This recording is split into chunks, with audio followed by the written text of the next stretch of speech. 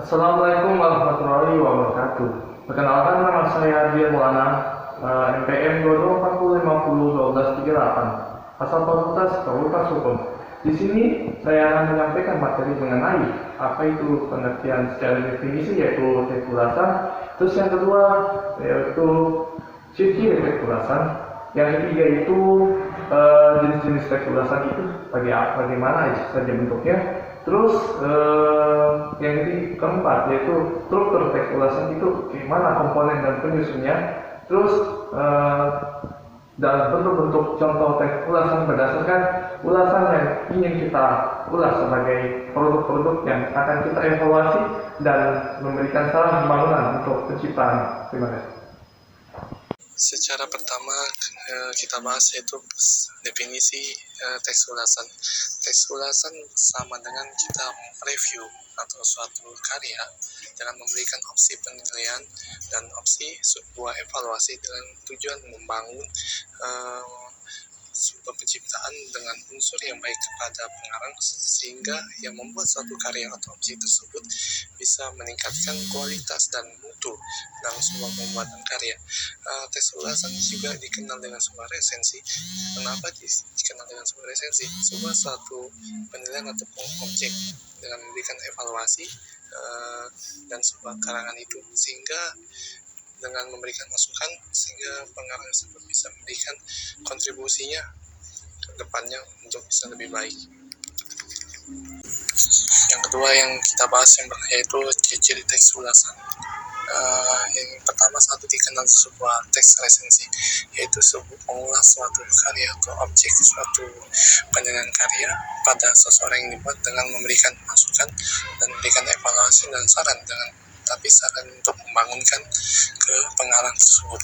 Yang kedua, terdapat sebuah kelemahan dan keunggulan. Tiap-tiap teks ulasan pasti memiliki sebuah keunggulan dan kelemahannya masing-masing.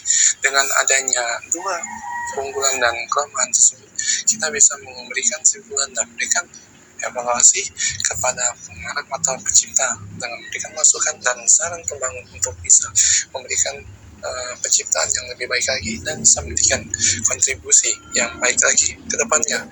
Yang ketiga, terdapat sebuah struktur yang dimuat, yaitu pertama pengenalan orientasi, yang kedua tafsiran, yang ketiga evaluasi, serta pada rangkuman.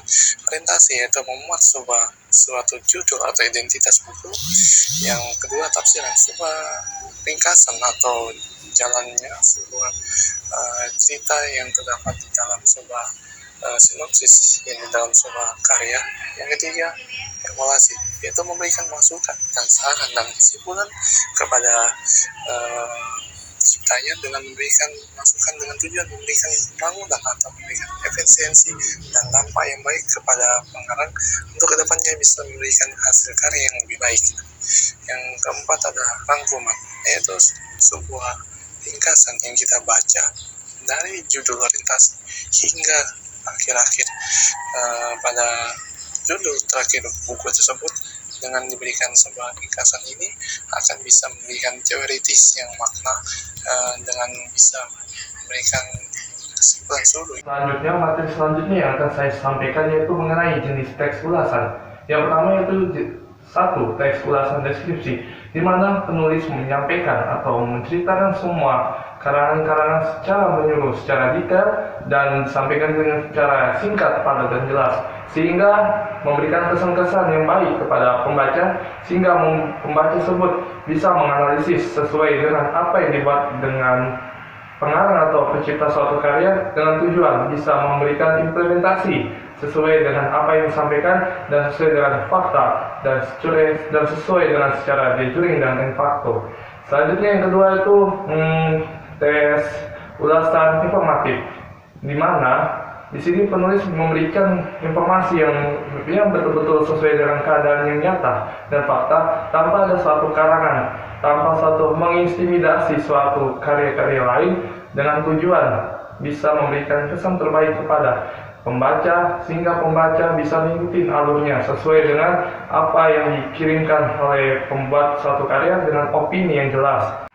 Yang ketiga yaitu tes ulasan bersifat kritis, di mana kita bisa menganalisis, bisa bersikap kritis, bisa menyelesaikan atau menimbang dari suatu karya dengan memberikan kritikan-kritikan yang bersifat baik, yang tahu etika, untuk bisa membangun kepada sang pencipta atau pembuat karya tersebut, dengan memberikan evaluasi kepada pengarang tersebut, dengan tujuan bisa membangun konstruksi yang lebih baik lagi, sehingga bisa memberikan kontribusi kepada negara kita, negara Indonesia. Dengan demikian, dengan sikap kritis ini bisa menumbuhkan daya olah pikir yang lebih kritis lagi ke depannya, untuk bisa mewujudkan daya cipta pemikiran yang lebih luas, sehingga kita bisa memberikan relasi yang lebih besar lagi, terutama untuk karya-karya ke depannya lagi, khususnya karya-karya berupa fiksi maupun non-fiksi yang sudah ada yang kita ajarkan waktu semasa di sekolah maupun di bangku kuliah. Selanjutnya materi yang akan sampaikan mengenai struktur teks ulasan. Yang pertama yaitu orientasi. Jadi gimana sih kita bisa menganalisis dan bisa mengetahui yaitu bagian-bagian judul terkemuka pada suatu objek atau suatu karya yang kita akan analisis, berupa identitas buku, pengarang buku dan sebagainya, dan hal-hal menarik yang terutama di judul atau identifikasi pada judul buku tersebut atau suatu karya. Yang kedua itu tafsiran, di mana kita mengetahui keunggulan dan kelemahan setiap karya yang ada yang dibuat oleh pengarang, baik itu isinya, baik itu strukturnya, baik sinopsis dan rangkaian dalam sebuah cerita yang pada suatu karya tersebut. Yang ketiga, evaluasi. Kita setelah melakukan tafsiran dengan analisis pada suatu isi, maka terbitlah sebuah evaluasi, yaitu memberikan masukan atau hal-hal pembangunan kepada pencipta atau pengarang suatu karya tersebut, dan memberikan nilai-nilai agar kedepannya bisa lebih baik lagi dan bisa memberikan kontribusi lagi ke Indonesia. Yang ketiga, yang keempat selanjutnya yaitu rangkuman, sama dengan istilahnya intisari atau sebuah kesimpulan yang kita dapat simpulkan dari sebuah kita menganalisis suatu karya atau objek tersebut pada suatu karya, dengan memberikan sebuah ringkasan atau hal-hal poin-poin terpenting yang mana kita ingin sampaikan untuk kedepannya, terutama pembuat karya atau suatu objek tersebut, untuk bisa memberikan hal-hal yang positif kepada pencipta atau suatu karangan tersebut. Selanjutnya, untuk membuat teks ulasan perlulah sebuah identifikasi karya.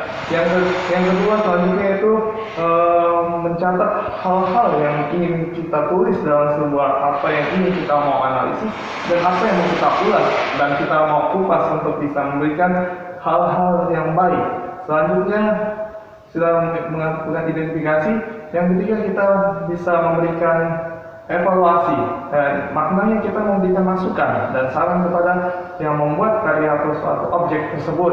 Yang keempat yaitu kita bisa memberikan rangkuman juga sekaligus dan masukan yang terbaik untuk bisa memberikan hal yang baik kepada pencipta atau pembuat karya tersebut. Selanjutnya itu tujuan teks ulasan. Yang pertama, kita bisa memberikan pemahaman dan memberikan wawasan kepada para pembaca. Yang kedua yaitu memberikan akses kemudahan dan pemahaman secara luas, dan kita bisa mengetahui secara keunggulan dan kelemahan setiap karya atau yang dibuat oleh suatu pengarang. Yang ketiga yaitu kita bisa menganalisis cara berpikir, dan kita bisa lebih kritis lagi untuk bisa memberikan substansi yang ingin disampaikan untuk bisa lebih baik terhadap suatu karya. Yang keempat, kita bisa mempermudah pemahaman kita serta bisa mengimplementasikan nilai-nilai yang terdapat di dalam sebuah karya. Yang kelima, kita bisa mampu beradaptasi dengan adanya suatu dampak-dampak globalisasi yang menghantam dunia industri pembacaan yang ada di Indonesia.